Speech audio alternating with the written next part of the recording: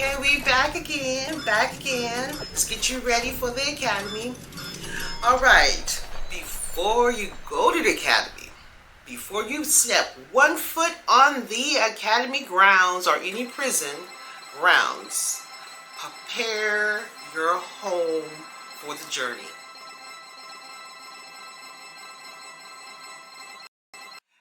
I'm going to help you get your home organized for a work-life balance.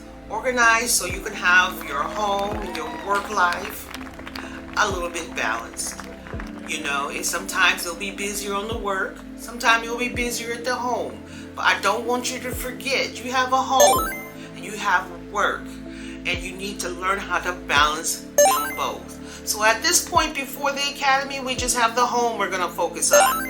Let's focus on getting your home organized and keep watching, and I'll tell you why it is important to get your home organized before you go to the academy.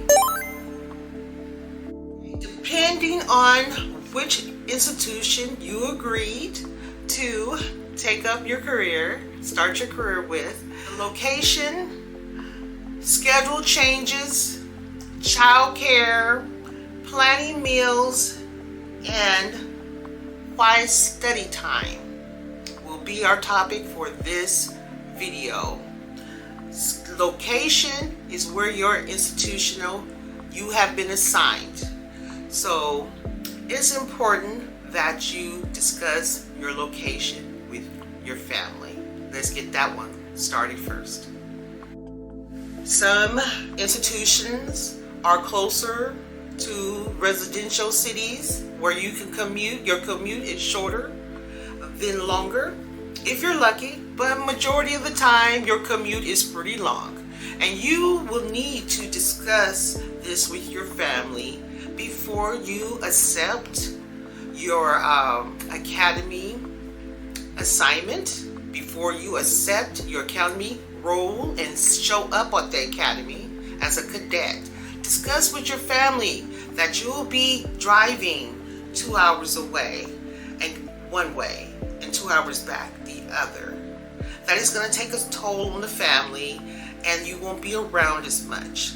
But be sure to get their support and see how they can make your transition and this inconvenience helpful for your career, and we can get, and so you all can get through it together as a family.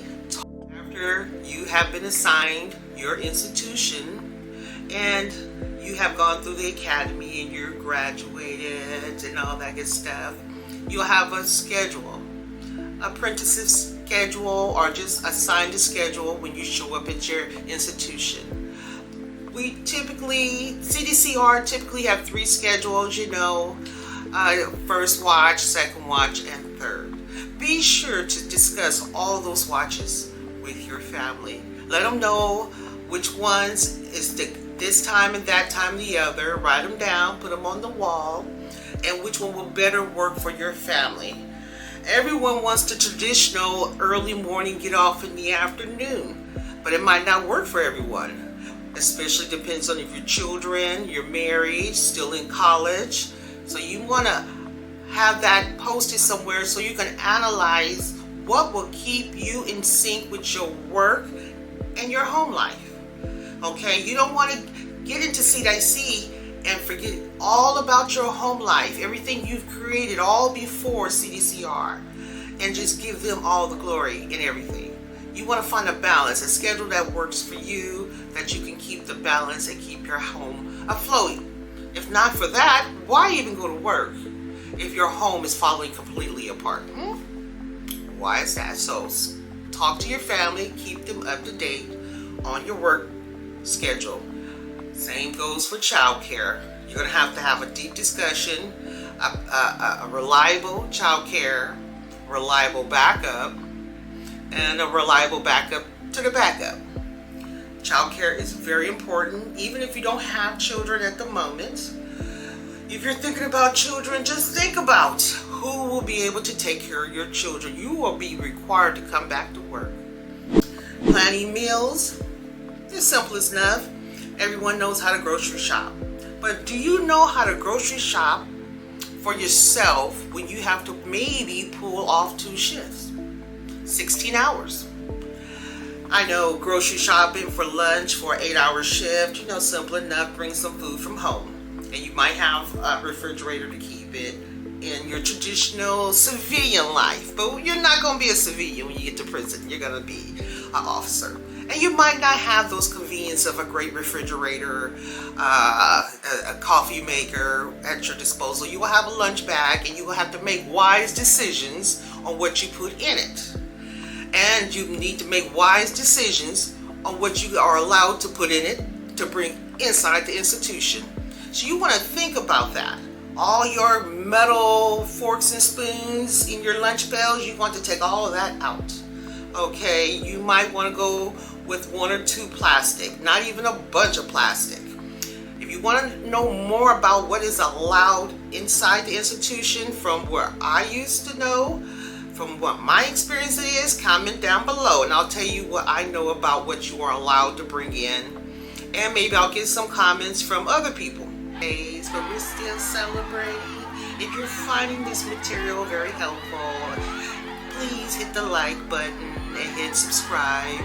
I have 3 more videos coming up that is going to be all before the academy, and I want to just get you ready. Comment down below and I'll tell you what I know about what you are allowed to bring in, and maybe I'll get some comments from other people. But meal preparation now will get you prepared for your career. How you grocery shop now and how you feed yourself is going to be a slight difference. Is that when you get ready to pack your lunch to go for your journey in your car 2 hours away, and you might have to bring your own water. A lot of facilities, the waters are bad, and you have to carry water. It's going to be a little tricky. So that's why I'm saying, listen to other people in the comments on some of their ideas and tricks on how to prepare their lunch bags, because everyone knows how to grocery shop for home, for the kids. I'm not telling nobody about their business, but do you know how to prepare for lunch for 2 shifts? Almost like 2 days. Because sometimes you go in for 8 hours and you stay for a 16-hour. And you want to be able to feed yourself healthy. Alright? So it's going to be important. Comment down below if you want more about it. Let's next. Quiet study time. At this point before the academy, as you're listening to this video, you obviously want to study. You want to learn a little bit more before you go to academy. Well, great. Now also take some time to set quiet time for yourself. Quiet time for yourself for studies is going to be so important.